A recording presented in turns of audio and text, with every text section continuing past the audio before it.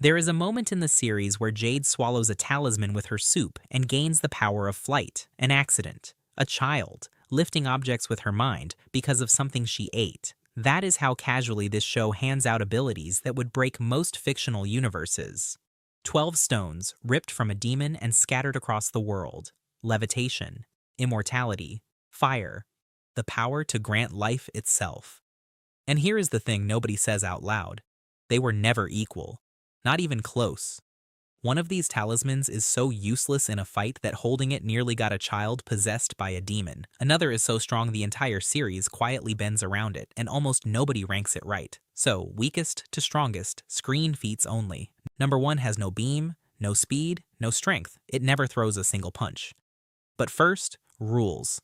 This ranking runs on screen feats only. What a talisman actually did in the series, who used it, and where it failed. No headcanon, no imagine if someone mastered it arguments. Raw power matters, versatility matters, and above all, reliability in an actual fight. Potential doesn't rank, footage does, which brings us straight to last place, and honestly, it was never close. The sheep talisman grants the power of astral projection. The user leaves their physical body and drifts into the spirit realm, free to wander, spy, even slip into other people's dreams. Sounds mystical, sounds rare. And in the right hands, it genuinely is a one-of-a-kind espionage tool, the kind of power entire spy agencies would kill for. The problem is everything else. The moment your soul steps out, your body stays behind. Unguarded, unconscious, unable to so much as flinch. An unlocked door with a welcome mat. Jade found this out the hard way when she borrowed the talisman for a joyride through the astral plane and came back to find it stolen and her body sitting there like abandoned luggage.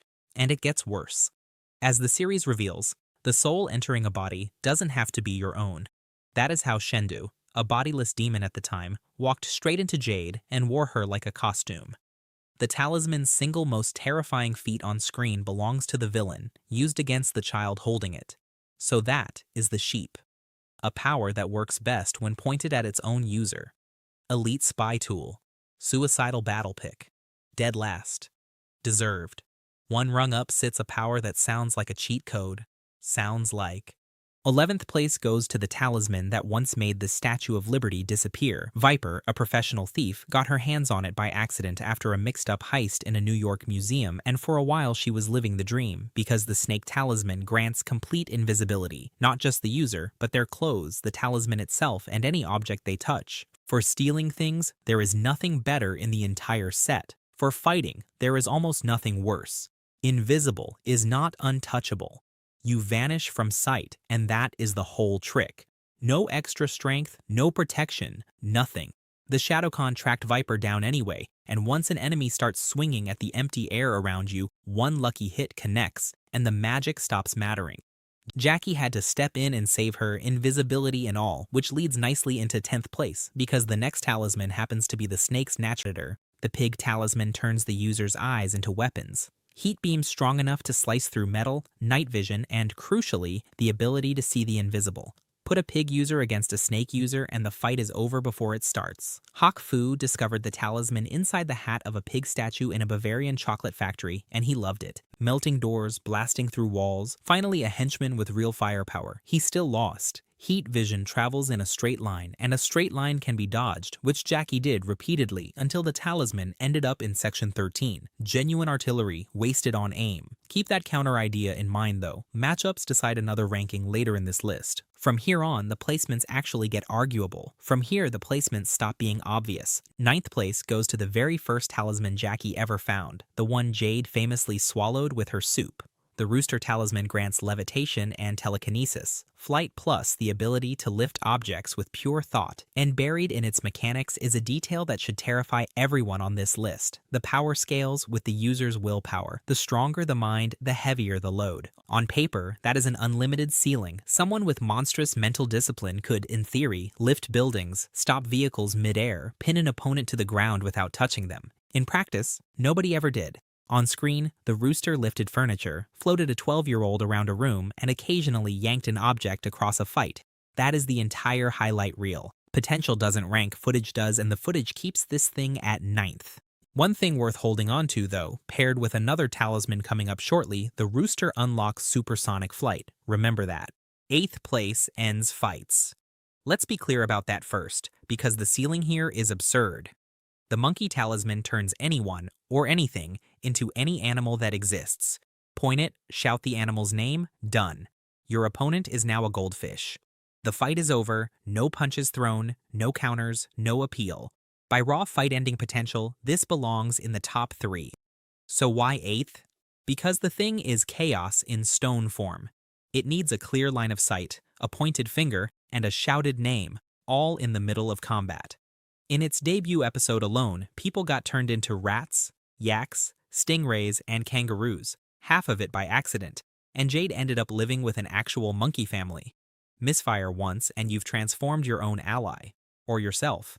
Honestly, the monkey almost cracked the top 5. Almost. A fight ender you can't trust is a coin flip wearing a crown. Enough tricks. The next tier just wins exchanges. 7th place was pulled out of a tortoiseshell on the Galapagos Islands, and it moves faster than anything else in this show.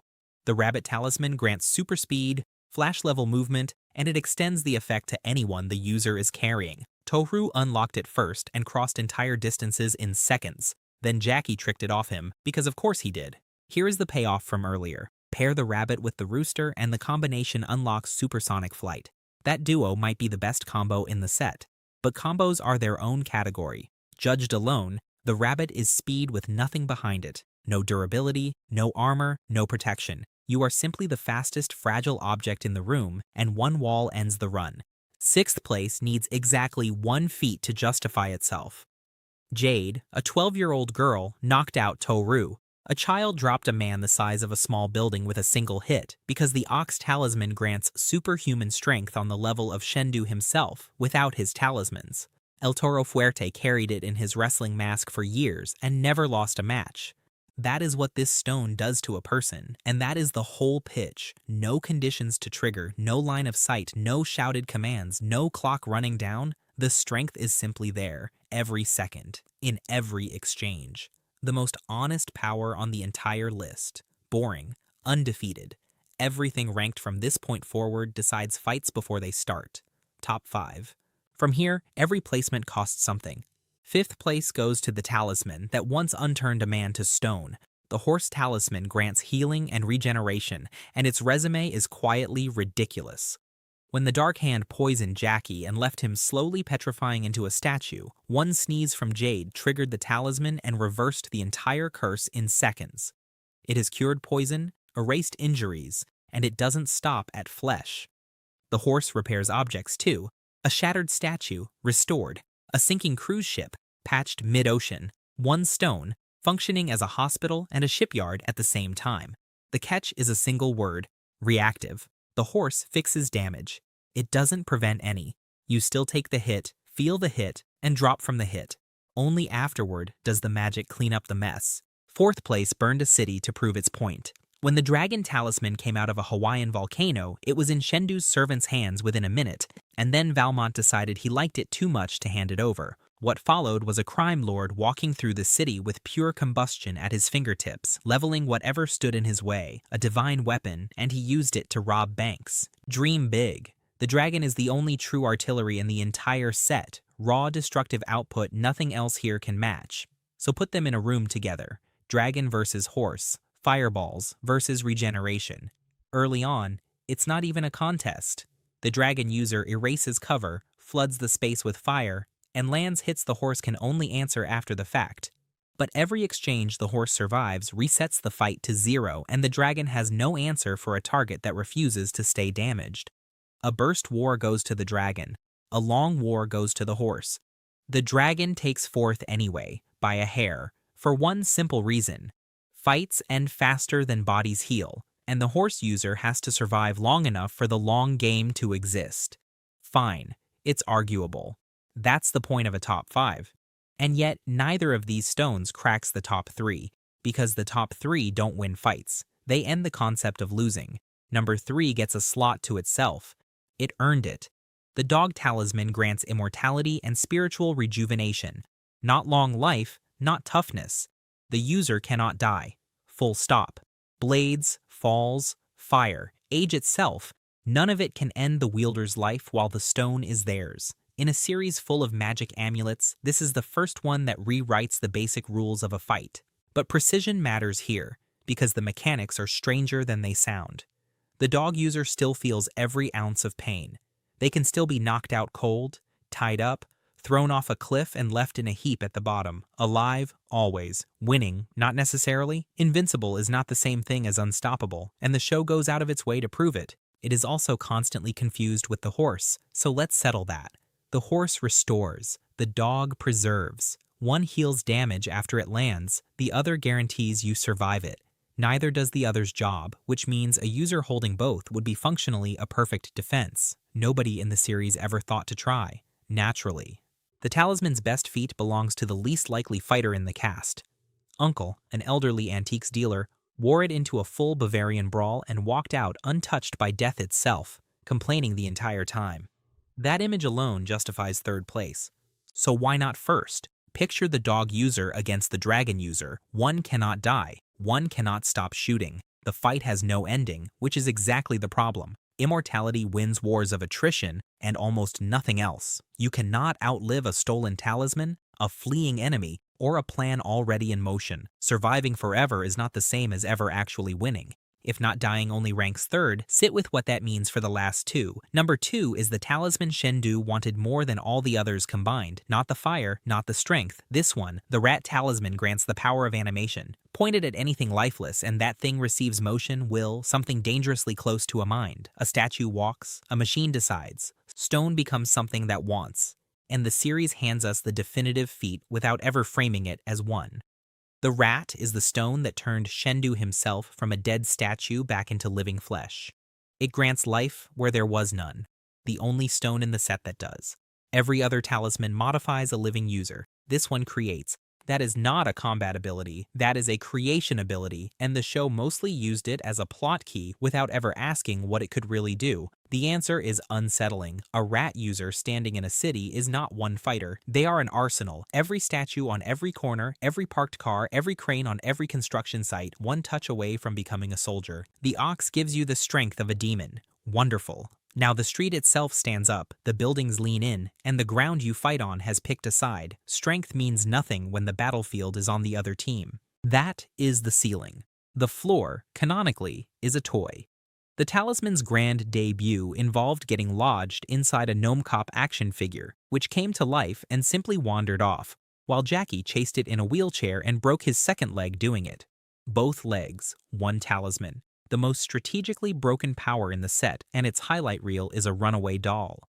Broken ceiling, embarrassing floor, still second place, because nothing here rivals handing out life itself. Then what beats life itself, you might ask? A stone that does nothing and everything. Number 1 has no beam, no speed, no strength, found baked inside a pie, of all places, and it outranks everything. The Tiger Talisman grants spiritual balance. On its own, standing in an empty room, it does essentially nothing, and that is exactly why it sits at the top, because balance is not a weapon. It is the thing that makes every other weapon possible. Here is the mechanic the series buries in plain sight. 12 talisman powers were never meant to coexist in one body. They conflict, they pull against each other, they tear at whoever tries to hold them. The tiger is the glue. It unifies all 12 into a single cohesive whole, letting one being wield the entire set at once, seamlessly. Every version of Full Power Shendu, every moment the demon became an actual world-ending threat, ran through this stone. Without it, he is a dragon juggling powers. With it, he is the reason the talismans were scattered in the first place. Do the math on that. Any other talisman gives you one power. The tiger effectively gives you the other 11, unified. That is not a higher power level. That is a different category entirely. And it cuts both ways. Split the tiger in half, and it divides its user into two beings, pure good and pure evil. Jackie learned this personally when his dark half struck a deal with Valmont and handed Shendu the entire set. The only talisman on this list capable of defeating its own wielder, so the ranking ends where the hook promised. The strongest power in the set never throws a punch. It decides who gets to. As for the stones themselves, their story is already over. Dragged into the netherworld with Shendu and Drago, the portal sealed behind them. 12 powers, ranked, argued over, and locked away where no one will ever hold them again.